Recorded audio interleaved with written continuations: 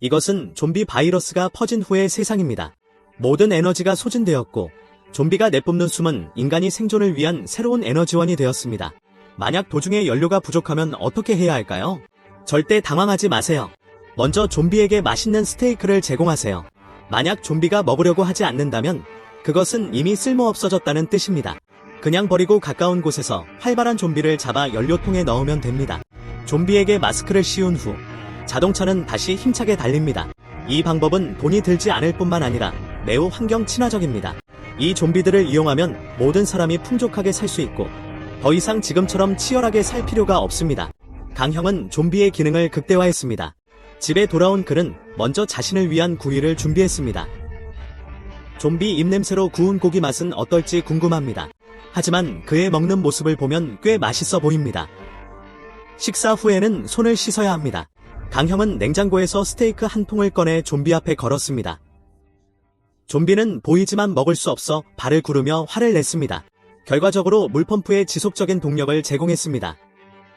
이렇게 강형은 손을 씻을 수 있을 뿐만 아니라 채소에 물을 줄 수도 있습니다. 그 후 강형은 발전기를 점검했는데 한 좀비가 게으름을 피우는 것을 발견했습니다. 고기를 먹지도 않으니 해고할 수밖에 없었습니다. 그리고 철창에서 젊고 건강한 좀비를 잡아 그의 자리를 대신하게 했습니다. 강형은 엄청난 자기 관리를 하는 사람이라 평소에 할 일 없으면 좀비를 상대로 연습을 해요. 강제로 일하게 된 좀비들도 해고당하는 게 싫어서 몇 마디 대사를 칠 정도로 잘 협조해요.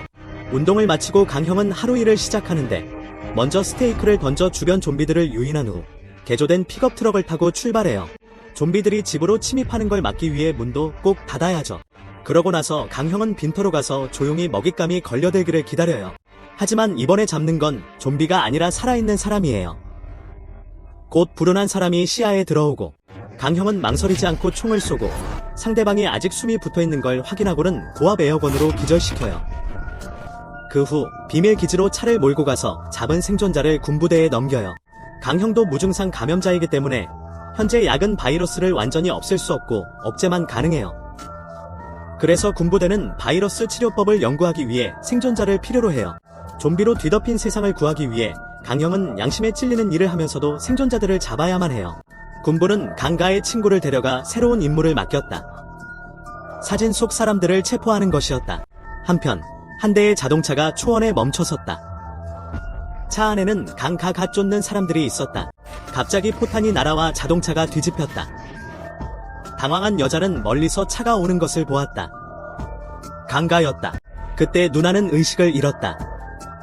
강가는 완전 무장을 하고 조심스럽게 다가갔다. 그때 날아온 고구마가 강가를 폭발시켰다.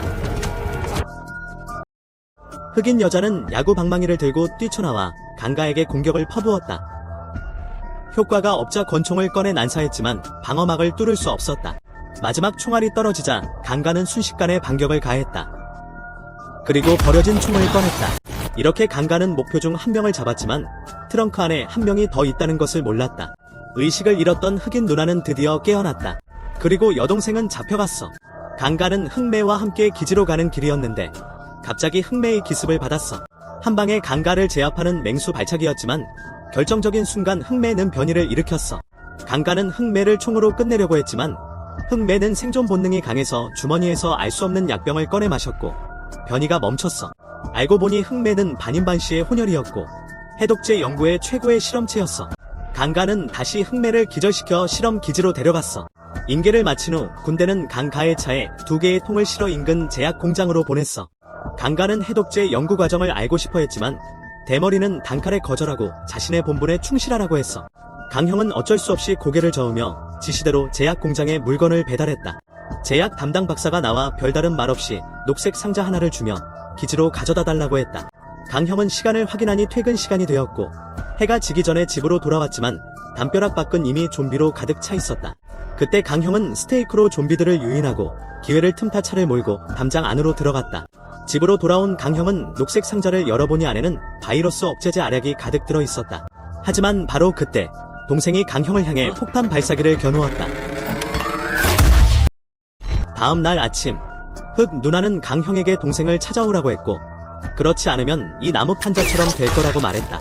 흑 누나의 협박에 강형은 어쩔 수 없이 따랐지만 흑 누나는 너무 성급했다. 왜냐하면 그 차는 강형의 자랑이었기 때문이다. 갖가지 예측 불가능한 의문에 대응하기 위해 자연스럽게 많은 장치들이 있었고 당황한 흑 누나는 일어서려다 폐기된 총알을 또 맞았다. 그렇게 흑 누나도 실험 기지로 보내졌고 군인들의 거친 행동에 놀랐다. 강형은 그들에게 부드럽게 대해달라고 부탁했지만 군인들은 개의치 않고 어차피 같은 곳에 갇힐 거라며 대꾸했다.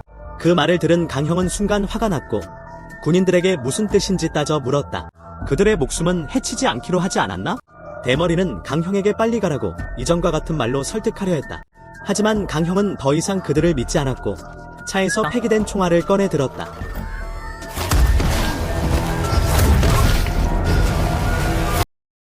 군인들을 휙 쓸어버리고 흑 누나를 데리고 도망쳤다.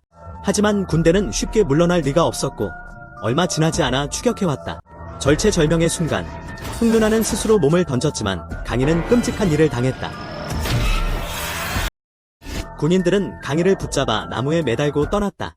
그를 그곳에 버려두고 주변은 온통 좀비들이 이빨을 드러내고 그에게 달려들었다. 좀비들이 바로 앞까지 다가오자 강희는 필사적으로 다리를 들어 올렸다. 평소에 자기 관리를 게을리하지 않았지만 몇 분 이상은 버틸 수 없었다. 게다가 좀비들이 내뿜는 악취 때문에 강희는 눈을 뜨기조차 힘들었다. 물리 공격과 마법 공격이 동시에 가해지자 강가는 결국 저항을 포기했다. 하지만 그가 다리를 내려놓는 순간 갑자기 좀비들이 움직이지 않았다. 이때 강가의 뿔은 좀비들의 악취나는 입에서 0.01cm 떨어져 있었다. 강가는 얼이 빠진 채 정면을 바라보았다. 알고 보니 흑저가 1단계 좀비 여왕을 데리고 와서 구해준 것이다. 좀비 여왕은 좀비를 조종하는 특별한 능력을 가지고 있다. 아직 못 본 친구들은 내 홈페이지를 확인해보세요. 강력한 기세의 강가는 그대로 기절했고 깨어나 보니 의자에 묶여 있었다. 만약 강가가 흑저를 구하지 않았다면 아마 벌써 서북 쪽으로 사라졌을 것이다. 아비는 군부대 실험실의 진실을 강에게 말해줬다. 그들은 표면적으로는 해독제를 개발하고 있지만 실제로는 연구를 빙자해 사람들을 죽이고 있었다고. 그리고 여왕은 그 실험에서 도망쳐 나왔다. 지금 강에게는 두 가지 선택지가 있었다. 그들과 함께하거나 좀비들의 뷔페가 되거나 바보도 무엇을 선택해야 할지 알 것이다. 그렇게 강은 여왕의 무리에 합류했다. 한편으로는 죽음이 두려웠고 다른 한편으로는 군부대가 대체 무엇을 연구하는지 직접 확인하고 싶었다. 그들은 제약회사를 공격할 준비를 했다. 특별한 능력을 가진 여왕에게는 식은 죽 먹기였다. 그녀는 좀비를 조종해 입구의 경비들을 간단히 처리하고 좀비들과 함께 안으로 진입했다. 강은 군부대와 오랫동안 협력했지만 실제로 내부에 들어온 것은 처음이었다. 눈앞에 펼쳐진 광경에 그는 완전히 경악했다. 그들이 연구라고 하는 것은 생존자들의 몸에 항바이러스 혈청을 주입한 후 그들을 바이러스를 억제하는 약으로 만들고 있었다. 옆에 있는 알약과 남은 뼈대를 보며 강형은 완전히 무너졌고 권총을 들고 약을 만든 박사를 죽였다. 이 생존자들은 강형이 직접 데려온 사람들이었고 직접 죽인 것은 아니지만 강형 때문에 죽었다. 그래서 강형은 모두를 데리고 실험 기지를 파괴하기로 결심했고 이로써 자신의 잘못을 만회하고자 했다. 한편 기지의 박사와 대머리는 흑인 여자에게서 혈액을 채취하려고 했다. 갑자기 강형 일행이 감시 화면에 나타나자 박사는 강형이 좀비 여왕을 잡았다고 생각하고 군인들을 보내 맞이했다. 하지만 그들은 좀비를 연료 구멍으로 기지에 보냈고 그들이 눈치채기 전에 여왕은 좀비들을 조종하여 자폭 공격을 시작했다. 폭발 소리와 함께 모두 일제히 총격을 가했고 좀비들의 활약은 놀라웠다. 입구의 잡졸들을 처리하자 흑인 여자는 곧바로 연료 구멍으로 잠입했고 나머지 셋은 정문으로 진입했다. 강형은 문을 열고 실험실로 들어가려고 했지만 갑자기 철문이 자동으로 닫히면서 여왕의 안에 갇히게 되었다. 알고 보니 박사가 만든 함정이었다. 그녀는 특수 능력을 가진 감염자들을 상대하기 위해 끔찍한 좀비 살상 기계를 만들었다. 좀비의 도움 없이 여왕은 순식간에 위기에 처했고 곧 패배할 것처럼 보였다. 박사의 손이 갑자기 제어할 수 없게 되었다. 알고 보니 그녀의 오른손이 좀비 바이러스에 감염된 것이었다. 그리고 뒤에 있던 흑인 여성도 특수 능력을 각성했다. 박사의 오른손을 제어한 흑인 여성은 능력을 계속해서 발휘하여 박사를 미치게 만들어 소리 지르게 했다. 한편 다른 쪽의 좀비 기계도 똑같은 행동을 하고 있었다. 무슨 일이 일어났는지는 몰랐지만 지금이 반격할 최고의 기회였다. 여왕은 철근을 들고 좀비 기계를 없애고 박사는 흑인 여성의 조종을 간신히 참아냈다. 고압 전류로 흑인 여성을 기절시키고 몇 명이 박사의 실험실에 도착했지만 흑인 여성은 이미 박사에게 끌려갔고 그녀는 기지의 자폭 프로그램을 작동시켰다. 폭발까지 30초도 채 남지 않은 상황. 실험실 문은 잠겨있고 탈출 통로는 두 사람만 지나갈 수 있었다. 여왕과 아비는 강고와 흑자에게 살아남을 기회를 넘겨줬다. Initiated. Goodbye.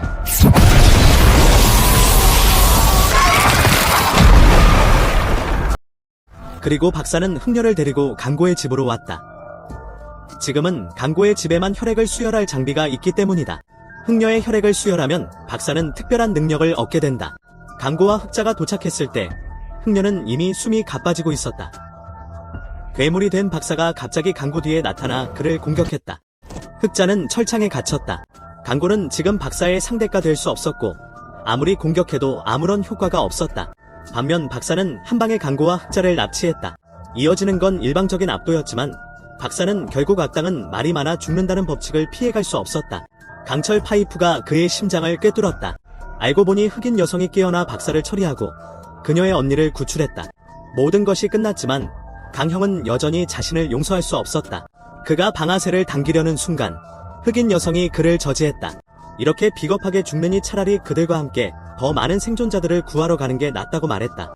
그리고 영화의 마지막 장면에서 아위와 좀비 여왕은 실험 기지에서 나왔다.